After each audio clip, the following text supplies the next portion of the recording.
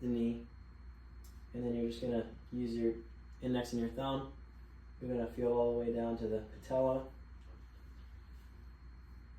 And there should be no tenderness.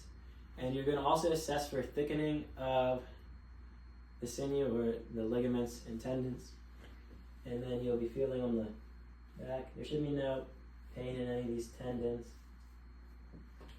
And then you're going to do the same on the other side.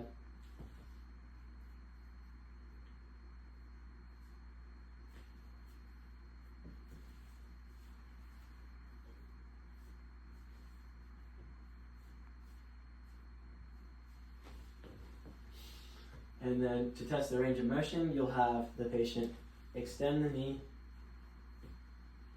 and then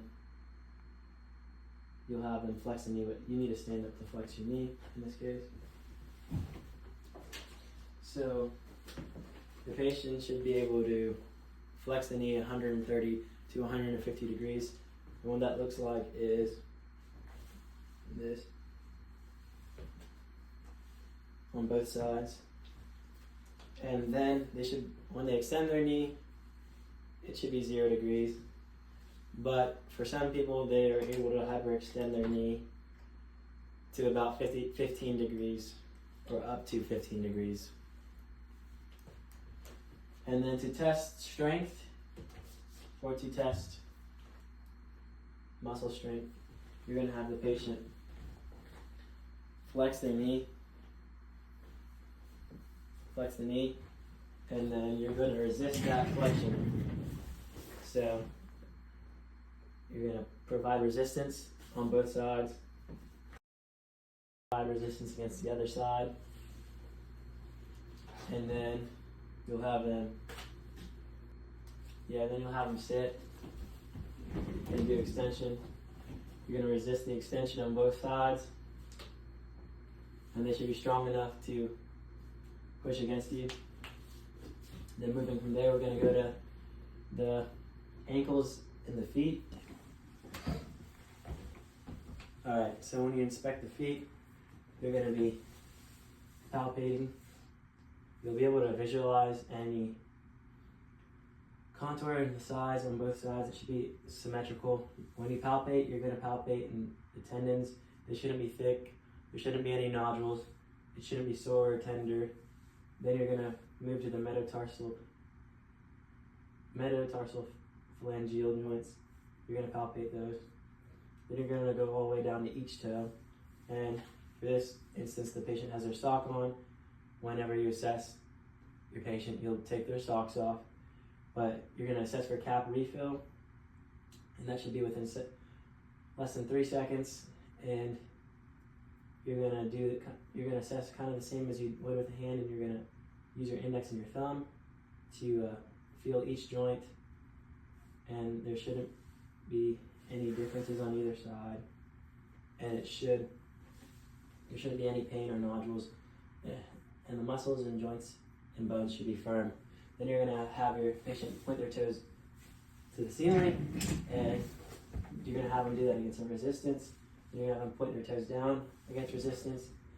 You're going to have them flex their toes and then extend them. And then you'll have them turn their feet internally rotated and then externally rotated. External rotation is about 20 degrees, and then internal rotation is about 30 degrees. Then to assess the spine, you're going to have them stand up. You're going to have your patient would usually have a gown on. If they don't, like in this case, you're going to imagine a line down the middle, but you'd be able to visualize that spot, their spine.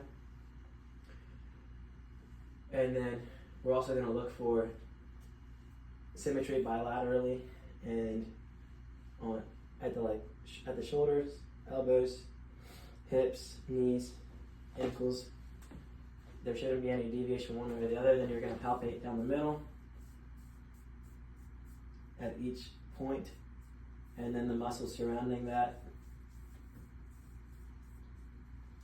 Then you'll have the patient bend over and touch your toes to assess